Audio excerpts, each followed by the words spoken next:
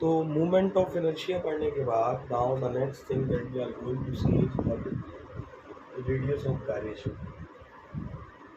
ये radius of gyration क्या होता है?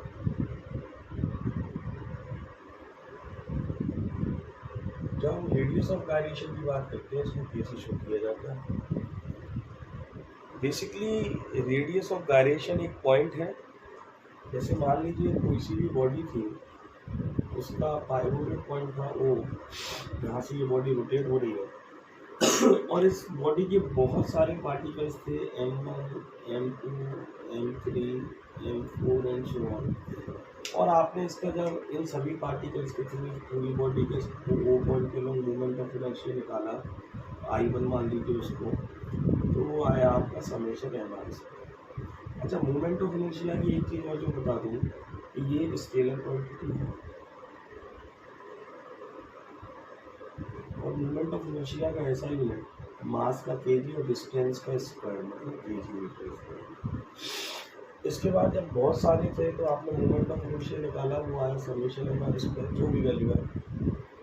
इसके बाद हमने क्या किया, इसी बॉडी का जब मूवमेंट ऑफ इनर्शिया दूसरे तरीके से निकाला, दूसरा तरीका क्या है कि हमने क्या किया, इस जितने भी ये जो मासेस थे सबको किसी एक पॉइंट पे कंसंट्रेटेड, पूरी बॉडी के मासेस को किसी पॉइंट पे कंसंट्रेट किया और फिर इस पॉइंट से एक्सिस ऑफ रोटेशन की इस पॉइंट से दूरी निकाली जहाँ पर सभी मासेस को रख दिया और फिर से इस बॉडी का मूवमेंट ऑफ इनर्शिया निकाला। तो वो जो वैल्यू आई वो क्या आई, एम के स्क्वायर। सभी मासेस को मान लिया कि एक किसी पॉइंट पे कंसंट्रेटेड है और फिर से निकाला तो ये। और हमने देखा कि ये जो मूवमेंट ऑफ इनर्शिया अब आ रहा था और जो पहले आ रहा था ओरिजिनल कॉन्फ़िगरेशन का वो सेम आ रहा था। Then this distance of this point from axis of rotation is called radius of gyration। तो radius of gyration क्या है? अगर आप radius of gyration देखें कि what is radius of gyration, तो the radius of gyration of a body about axis of rotation is defined, it is the radial distance of a point from axis of rotation at which if whole mass of the body is assumed to be concentrated, ठीक है, then its movement of inertia will be same as that of original configuration. एक ऐसा point जहाँ पर अगर पूरे मास को रख दिया जाए तो उस पॉइंट के से फिर जो मूवमेंट ऑफ इनर्शिया है वो सेम आए as of the original configuration, then distance of this point from the axis of rotation is called radius of gyration. तो मूवमेंट ऑफ इनर्शिया दोनों के बराबर है, तो I इक्वल्स टू, मैं ये जो movement of inertia I1 I2 बराबर से I मान सकता हूँ, उसको m के स्क्वायर कह सकते हैं। यहाँ से k की वैल्यू जो आएगी वो किसी की भी रेडियस ऑफ गायरेशन का फॉर्मूला I अपॉन m होता है, मतलब उसका मूवमेंट ऑफ इनर्शिया पता हो, उस बॉडी का पूरा मास पता हो, तो आप उसका रेडियस ऑफ गायरेशन निकाल सकते हैं। This is regarding the radius of gyration. Now we will see the next concept. The next concept is that we are going to discuss is the torque। ये torque क्या होता है? Now we are going to discuss what is this torque। जब हम torque की बात करते हैं, टाउ से शो करते हैं, मैंने दूसरा नाम भी आपको इसका बताया था, मूवमेंट ऑफ फोर्स। मतलब जो काम फोर्स आपका लीनियर मोशन में करता है, रोटेशन काम या रोटेशन में टॉर्क करता है, ठीक है। तो बेसिकली जैसे मान लीजिए ये एक किताब है और ये एक्सिस ऑफ रोटेशन या पाइवोटेड पॉइंट है जिसके अलोंग में घूम रही है। तो मैंने फोर्स लगाया और फोर्स लगाने के कारण, जैसे मैंने फोर्स लगाया यहाँ से लगाया कहीं से, जैसे मैंने यहाँ से फोर्स लगाया, ऐसा लगाया फोर्स। तो देखिए अगर मैं इसको हटा लूँ और इस किताब को ऐसे बना लूँ और ये एक्सिस ऑफ रोटेशन है, पाइवोटेड पॉइंट है, यहाँ से मैंने फोर्स लगाया, तो ये फोर्स वाली लाइन है जो लगी। मैंने इस एक्सिस ऑफ रोटेशन का जो पॉइंट है यहाँ से इस लाइन पर परपेंडिकुलर डिस्टेंस बताया, mean the perpendicular distance between line of action of force. What is line of action of force? ये तो समझ गए जिस लाइन के अलॉन्ग फोर्स एक्ट कर रहा है, that is called line of action of force.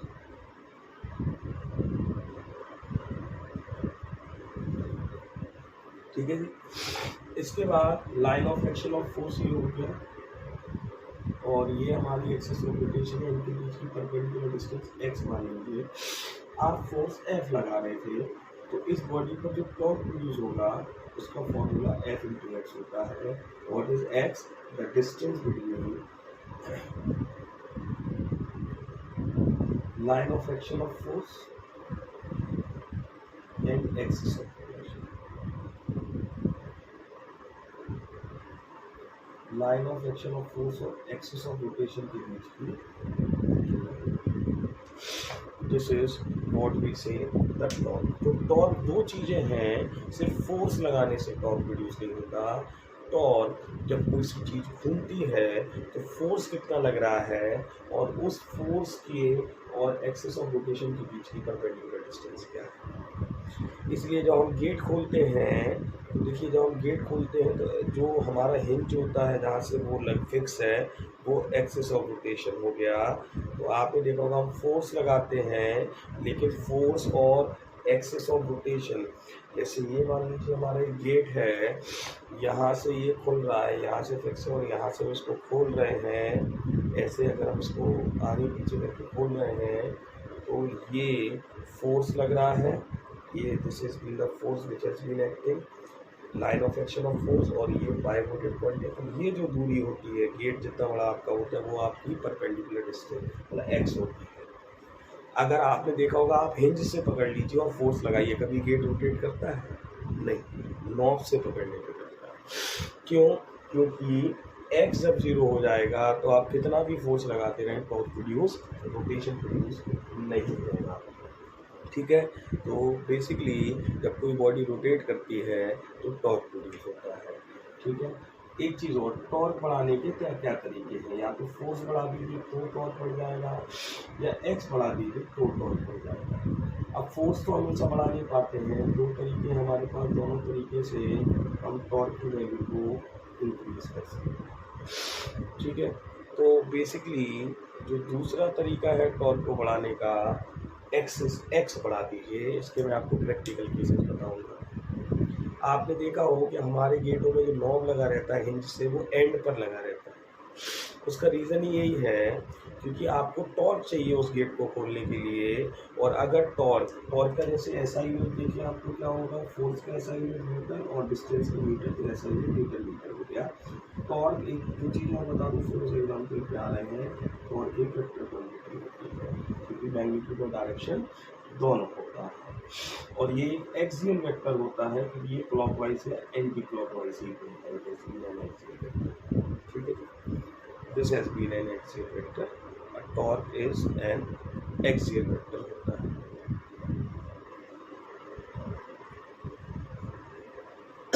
आगे देखिए, अब मैं आपसे कह रहा था टॉर्क बढ़ाने के दो तरीके। नॉब एंड में क्यों लगा रहता है गेट के, उसका सिर्फ एक ही रीज़न होता है कि उस गेट को खोलने के लिए 100 न्यूटन मीटर टॉर्क चाहिए, तो 100 न्यूटन मीटर ही देना पड़ेगा। अब 100 देना है तो इन दोनों को मिला के 100 देना है। तो अगर आपने देखा होगा, अगर आप मिडवे से खोलोगे गेट, नॉब बीच में लगा होता गेट के, और फिर आप उसको खोलते तो फोर्स ज़्यादा लगाना पड़ता है, और वो एंड से खोलते हैं गेट को तो फोर्स कम लगाना पड़ता है। उसका रीज़न ये है, जब आप मिडवे से खोलोगे तो परपेंडिकुलर डिस्टेंस कितनी हो गई, बेसिकली अगर ये गेट है, यहाँ से फिक्स है ये, और यहाँ आप यहाँ से खोल रहे हो तो परपेंडिकुलर डिस्टेंस कम हो गई, तो फोर्स ज़्यादा लगाना पड़ेगा। जब नॉब यहाँ एंड पर लगा है, डिस्टेंस बढ़ गई तो फोर्स कम लगाना पड़ेगा। This has been. और ऐसे ही बहुत से केसेस होते हैं। एक जब नट नहीं खुल रहा है, नट समझते हैं, एक बड़ा वाला टायर है उसका नट नहीं खुल रहा है, तो वो जो उसमें एक, have you seen that basically some of the instrument जिससे वो खोलते हैं उसको, तो उसमें देखते हैं वो नहीं खुल रहा है तो उसमें और एक रॉड अटैच कर देते हैं। हाँ, स्क्रू है जो भी है, उसका ड्राइवर है जो ओपन करने वाला, उसमें एक और बढ़ाते हैं फिर खुल जाता है। क्यों? Again the same thing, torque जितना चाहिए उसे खोलने के लिए वो फोर्स नहीं दे पा रही है। तो अगर बढ़ाना है, फोर्स मैक्सिमम लगा चुके हैं तो एक्स बढ़ा दो तो टॉर्क ज़्यादा पैदा हो जाएगा। ठीक है, तो these are the basic cases by which we could increase the torque. ठीक है जी, तो ये हो गया आपका कंसेप्ट ऑफ टॉर्क। तो टॉर्क कैसे प्रोड्यूस होता है, we have seen this thing also. जब फोर्स लगता है किसी बॉडी पर तो टॉर्क प्रोड्यूस होता है, और टॉर्क एक एफ और एक्स के परपेंडिकुलर डायरेक्शन में एक क्रॉस प्रोडक्ट से बनता है। तो बेसिकली जो टॉर्क है वो परपेंडिकुलर होता है एफ और एक्स के लिए परपेंडिकुलर वेक्टर से बनता है। आप चाहें तो इसको ऐसे भी लिख सकते हैं, tau vector F vector cross X means A cross B से बनता है, मतलब in the perpendicular plane of F and X. मतलब एफ और एक्स अगर एक्स वाई प्लेन में है तो टॉर्क जेड डायरेक्शन में प्रोड्यूस होगा। ठीक है, आगे देखते हैं। इसके बाद we will see the next thing that is, अब बहुत सारे रिलेशंस होते हैं जो आते हैं आपके रोटेशन मोशन में, लेकिन हम सारे रिलेशन एक तौर पर वो तो हमने बेसिकली देख ही लिया। अब जितने भी रिलेशन हैं आपके रोटेशन मोशन में, मैं उन सभी रिलेशंस को प्रूव करने को आ जाते हैं एग्जाम में, तो हम उसको लीनियर मोशन से प्रूव कर सकते हैं। मैं आपको बताता हूँ, जैसे एक लीनियर मोशन के मैं कुछ रिलेशन बताता हूँ, फिर और उनके रोटेशन के फॉर्म बताता हूँ। जैसे लीनियर में हमारे पास एफ इक्वल्स टू एम होता है। अब इसी को रोटेशन मोशन में कैसे लिखेंगे, एफ किसके बराबर है, टाउ के, मास किसके बराबर है, इनर्शिया के, मोमेंट ऑफ इनर्शिया, और एक्सेलेरेशन किसके बराबर है, एंगुलर एक्सेलेरेशन अल्फा। तो एक रोटेशनल मोशन में रिलेशन होता है tau equals to I alpha, जो प्रूव करने को आता है और अभी हम करेंगे। ठीक है, जैसे लीनियर मोशन में काइनेटिक एनर्जी का फॉर्मूला होता है हाफ एम जी स्क्वायर। तो काइनेटिक एनर्जी को तो कई कहेंगे रोटेशन मोशन में, बस अंतर क्या आ जाएगा, हाफ तो हाफ ही रहेगा, मास की जगह मूवमेंट ऑफ इनर्शिया आ जाएगा, वेलोसिटी की जगह ओमेगा आ जाएगा। तो आज के बाद अगर कोई आपसे पूछता है what is the kinetic energy rotation motion, तो आप कहेंगे हाफ आई ओमेगा स्क्वायर। ऐसी एक और रिलेशन आपका होता है लीनियर मोशन का, पी इक्वल्स टू एम। इसको ही अगर रोटेशन मोशन में आप लिखेंगे तो पी एल के बराबर होता है एंगुलर मोमेंटम, मास आई के, और ये this is the relation between L and I और एल और ओमेगा, एंगुलर मोमेंटम और इनके बीच ये भी रिलेशन आएगा जिसको हमें आगे जाके प्रूव करना पड़ेगा। एक फोर्स का और फॉर्मूला होता था, एक फॉर्मूला और होता था उसका, del P upon del T. हाँ, इसी को अगर एंगुलर में लिखेंगे तो टाउ डेल पी की जगह एल डेल एल, मतलब rate of change of angular momentum आपको टॉप कर देगा। एक और होता था लीनियर में, वर्क क्या होता था, लीनियर में वर्क होता था एफ एस कॉस थीटा। तो एंगुलर में मोशन में वर्क डन क्या होगा, एफ की जगह टाउ आ जाएगा और लीनियर डिस्प्लेसमेंट की जगह एंगुलर डिस्प्लेसमेंट आ जाएगा। फिर आप चाहें तो कॉस थीटा लें या ना लें, क्योंकि यहाँ से हम वो लिखते हैं, तो ये एंगुलर का वर्क टाउ इनटू थीटा हो जाएगा। तो these are some of the relations जो लीनियर से हमें फिर एंगुलर मोशन में करनी पड़ेंगी और हमें एक दूसरे को प्रूव करेंगे। ठीक है, these are 5 of the relations. मैं आपको एक को प्रूव करके दिखाऊंगा, तो बड़ा आसान तरीका रहेगा प्रूव करने का। तो हम सबसे पहले करते हैं that is the first relation that we are going to prove is tau equals to I into alpha। पहले वाला जो है उसको प्रूव करते हैं, बहुत बार क्वेश्चन आया है इसको प्रूव करना, तो we have to prove this relation. मैंने आपको तरीका बता दिया कैसे याद रखेंगे, लीनियर का निकालिए एंगुलर का आ जाएगा। So now we are going to prove this relation. Prove करना है तो देखिए तरीका हमारा क्या रहेगा। वी विल बी स्टार्टिंग, एक बॉडी लेंगे, कोई एक बॉडी है जो एंगुलर मोशन कर रही है, पाइवोटेड पॉइंट मान लेंगे। इस बॉडी के अंदर बहुत सारे मासेस हैं, M1, M2, M3 और उनके भी मान लीजिए एक्सिस ऑफ रोटेशन से R1, R2, R3, ऐसे MM की पूरी होगी बेटा। आपका LF मास हो गया, MM इसकी पूरी होगी R, ऐसे बहुत सारे मास हैं। ठीक है, अब अल्टीमेटली कि पूरी बॉडी रोटेट कर रही है, एंगुलर मान लीजिए ऐसी घूम रही है, ऐसी घूम रही है, तो अल्टीमेटली बहुत सारे पार्टिकल्स हैं आपके पास, ठीक है। और बेसिकली इस पर बॉडी पर हमने टॉर्क लगाया, और इस टॉर्क लगने के कारण, इस बॉडी पर जब हमने टॉर्क लगाया तो उस टॉर्क के कारण बॉडी रोटेट हुई अपनी एक्सिस ऑफ रोटेशन, ठीक है। तो मान लीजिए इस बॉडी के जो बहुत सारे पार्टिकल्स हैं, सारे पार्टिकल्स रोटेट होंगे। जब सारे पार्टिकल्स रोटेट होंगे तो हर पार्टिकल की एंगुलर एक्सेलरेशन होगा, एंगुलर एक्सेलरेशन अल्फा मान लेते हैं, ठीक है। एंगुलर एक्सेलरेशन होगा, ठीक है। तो नाउ और लीनियर एक्सेलरेशन भी होगा, तो लीनियर एक्सेलरेशन ए मान लेते हैं, एंगुलर एक्सेलरेशन अल्फा मान लेते हैं, ठीक है।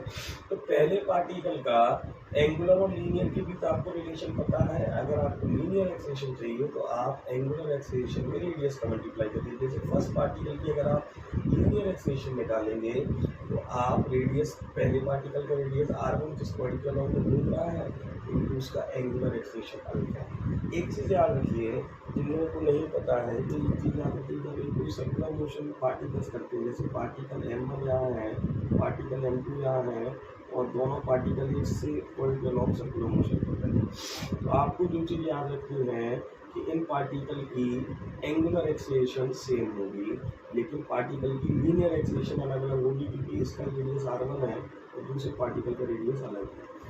एंगुलर एक्सेलरेशन में जब रेडियस को मल्टीप्लाई करते हैं तो लीनियर एक्सेलरेशन मिलता है। ऐसी एंगुलर वेलोसिटी और लीनियर वेलोसिटी का भी यही होगा। इन सभी पार्टिकल्स की, कहीं पर भी पार्टिकल होगा, सबकी एंगुलर वेलोसिटी ओमेगा सेम होगी, लेकिन लीनियर वेलोसिटी v1 अलग अलग होगी, क्योंकि रेडियस अलग अलग है। तो जब यहाँ पर बहुत सारे पार्टिकल्स हैं, सभी पार्टिकल्स की बेसिकली मासेस बहुत सारे हैं, बहुत सारे इंडिविजुअल पार्टिकल्स हैं, मासेस कह दीजिए m1 m2 m3, उनकी रेडियस एक्सिस ऑफ रोटेशन से r1 r2 r3 rn मान लिए, तो एंगुलर लीनियर एक्सेलरेशन सभी पार्टिकल्स की आप a1 मैंने पहले वाले पार्टिकल की निकाली, ऐसे आप चाहो तो दूसरे पार्टिकल की भी निकाल सकते हो, इसको तो एक पार्टिकल की निकाली। अब उसी पार्टिकल पर फोर्स निकालते हैं f1, तो उस पार्टिकल का फोर्स क्या आएगा, फोर्स का फॉर्मूला आता है मास इनटू एक्सेलरेशन। तो पहले पार्टिकल का मास m1 और उसका लीनियर एक्सेलरेशन a1, उसका फोर्स आ जाएगा। तो फोर्स का फॉर्मूला क्या है, m1 a1 की वैल्यू आप यहाँ से रख सकते हैं, r1 अल्फा।